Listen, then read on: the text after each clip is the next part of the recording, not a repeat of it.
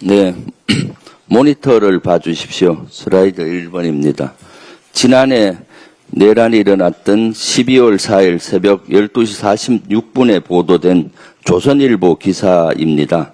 행정안전부가 전국 지자체에 청사 폐쇄 명령을 내렸다는 내용입니다. 슬라이드 2번. 실제 그랬는지 행안부에 공식적인 답변 자료를 요구했습니다. 행안부가 보내온 공식 답변입니다. 12월 3일 비상계엄 선포 직후인 밤 10시 58분 각 청사 모든 출입문 폐쇄 및 출입다 통제를 유선 및 당직 관리 시스템으로 전국 지자체에 전파했다고 합니다. 슬라이드 1번 다시 한번 봐주십시오. 다시 기사 내용을 보겠습니다.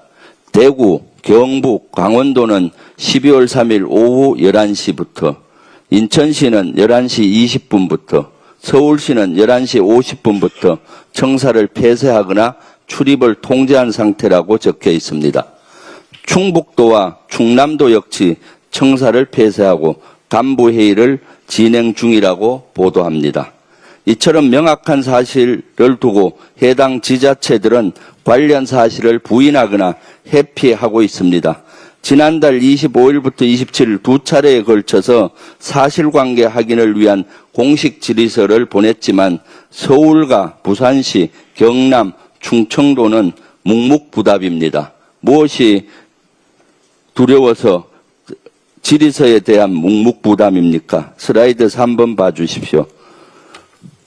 대전시만 질의서에 답변을 했는데 출입자 통제 사실을 명확히 인정했고 대다수 지자체는 두리뭉실하게 답했습니다. 책임을 피하려는 비겁한 행위입니다. 인천시는 아예 해당 사항 없다라고 저렇게 발뺌을 하고 있습니다. 출입자 통제 사실은 인정하면서도 통상적인 절차라고 주장을 합니다. 말인지 막걸리인지 말 같지도 않은 소리만 되풀이합니다. 특히 인천시는 보시는 것처럼 해당 사항 없음이라는 성의 없는 답변으로 일관했습니다. 내란은 아직 끝나지 않았습니다. 미처 밝히지 못한 의혹과 제대로 수사하지 못한 분야가 너무나 많습니다. 그렇기 때문에 내란 특검을 연장해야 되는 이유이기도 합니다. 그 중에서도 대표적인 게 지구 지역 계엄사 문제입니다. 비상계엄이 해제되지 않았다면 전국에 있는 시청과 도청은 계엄군 군합발에 짓밟혔을 겁니다. 실제 윤석열은 비상계엄을 선포하면서 행안부를 통해 전국 지자체에 청사 폐쇄 명령을 내리기로 했습니다.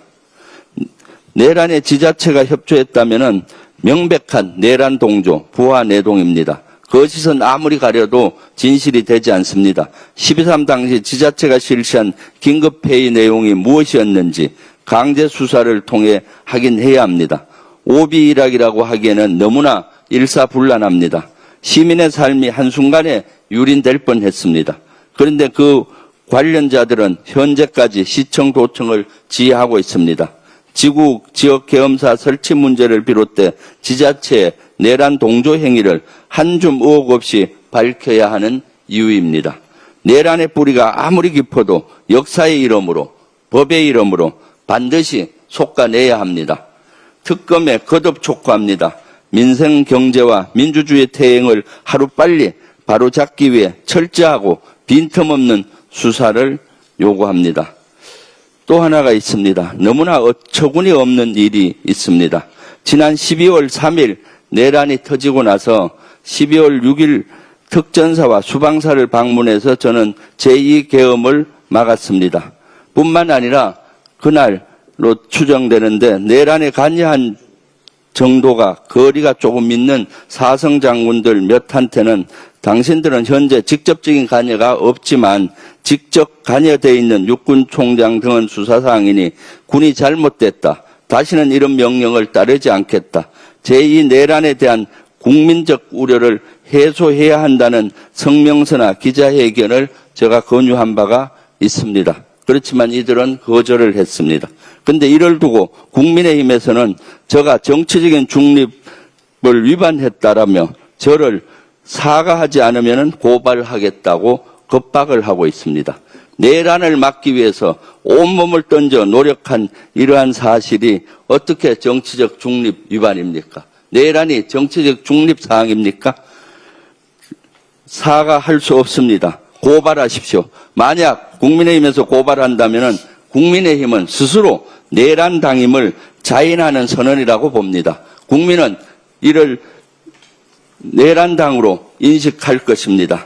국힘은 뼛속 깊이 각인된 내란 DNA를 도려내지 않는 한 국민의힘이라는 정당은 법과 국민의 심판으로 해산당할 겁니다.